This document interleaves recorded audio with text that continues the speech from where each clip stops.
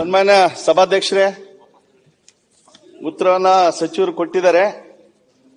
ಇದು ಚಿತ್ರದುರ್ಗ ಜಿಲ್ಲೆಯ ಚಳ್ಳಕೆರೆ ತಾಲೂಕಿನ ಪರಶುರಾಂಪುರ ಹೋಬಳಿಯ ಕೇಂದ್ರವನ್ನ ಯಾವಾಗ ತಾಲೂಕು ಮಾಡ್ತೀರಿ ಅಂತ ಹೇಳಿ ಬಹುಶಃ ನಾನು ಒಂದು ಫಾರ್ಮಾಲಿಟೀಸ್ ನಲ್ಲಿ ಕೇಳಿದ್ದೀನಿ. ನಾನು ಇದು 3ನೇ ಬಾರಿ ಶಾಸಕ ಆಗ್ತಾ ಇದ್ದೀನಿ. ಇದ್ರ ಬಗ್ಗೆ ಬಹಳಷ್ಟು ಪ್ರಶ್ನೆಗಳನ್ನ ಹಾಕಿದೀವಿ, ಕಾಲಿಂಗ್ ಅಟೆನ್ಷನ್ ಹಾಕಿದೀವಿ. ಇದಕ್ಕೆ ಬಹುಶಃ ನಮ್ಮ ಸಚಿವರು ಬಹಳಷ್ಟು ಕಾಳಜಿ ಕಳಕಳಿ ಬಹಳಷ್ಟು ಇದೆ. ಆದ್ರೂ ಎಲ್ಲೊಂದ್ ಕಡೆ ಲಾಸ್ಟ್ ಕ್ವಶನ್ ಅಲ್ಲಿ ಸರ್ಕಾರವು ಆಡಳಿತಾತ್ಮಕ ಮತ್ತು ಸಾರ್ವಜನಿಕರ ಹಿತದೃಷ್ಟಿಯಿಂದ ಪರಶುರಾಂಪುರ ಹೋಬಳಿ ಕೇಂದ್ರವನ್ನು ಹೊಸ ತಾಲೂಕಿನಾಗಿ ಯಾವಾಗ ಘೋಷಣೆ ಮಾಡುವ ಅಂದ್ರೆ ಪರಶುರಾಂಪುರ ಹೋಬಳಿಯನ್ನು ತಾಲೂಕು ಕೇಂದ್ರವಾಗಿ ರಚಿಸುವ ಕುರಿತು ಜಿಲ್ಲಾಧಿಕಾರಿಗಳಿಂದ ಪ್ರಸ್ತಾವನೆ ಬಂದಿಲ್ಲ ಅಂತ ಹೇಳ್ತಾ ಇದ್ದಾರೆ. ಬಹುಶಃ ಈ ಒಂದು ಮಾಹಿತಿ ಪಾಪ ಅವರಿಗೆ ಎಲ್ಲನೂ ಗೊತ್ತಿಲ್ಲ, ಸಚಿವರಾದಂತವ್ರಿಗೆ.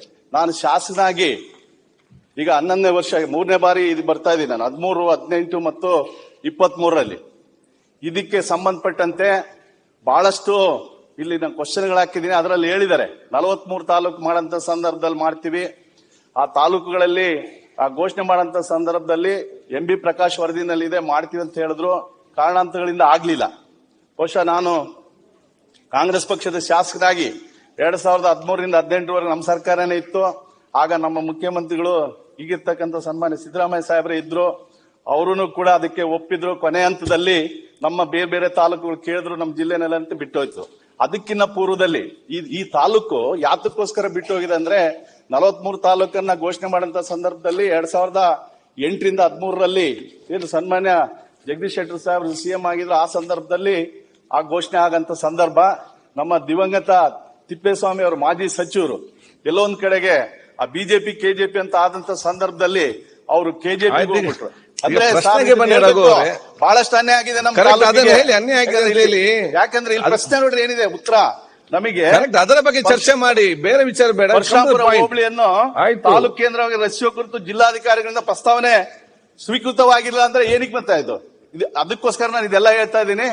ದಯವಿಟ್ಟು ನಮ್ಮ ಮುಖ್ಯಮಂತ್ರಿಗಳಿದ್ದಾರೆ, ನಮ್ಮ ಸಚಿವರಿದ್ದಾರೆ. ಈ ಸರ್ಕಾರಕ್ಕೆ ಬಹಳಷ್ಟು ಜವಾಬ್ದಾರಿ ಇದೆ. ಬೇರೆ ಬೇರೆ ಯೋಜನೆಗಳೆಲ್ಲ ಘೋಷಣೆ ಮಾಡಿದ್ದಾರೆ.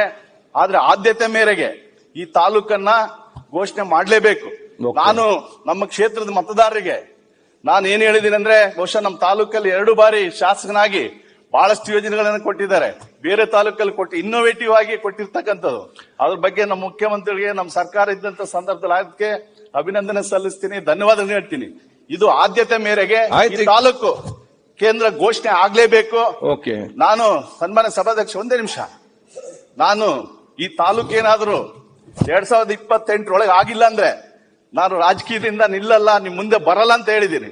ಬಹುಶಃ ಈ ಸಂದರ್ಭದಲ್ಲಿ ನಮ್ಮ ಸರ್ಕಾರ, ನಮ್ಮ ಮುಖ್ಯಮಂತ್ರಿಗಳು ಅದನ್ನ ತಿಳಿದು ಮಾಡ್ಕೊಡ್ತಾರೆ ಅಂತ ಹೇಳಿ ಭಾವಿಸ್ತಾ ನಮ್ಮ ಸಚಿವರು ಇದಕ್ಕೆ ಉತ್ತರ ಹೇಳ್ಬೇಕಂತ ಕೇಳಿ. ವಿಸ್ತಾರ ನ್ಯೂಸ್, ನಿಖರ ಜನಪರ.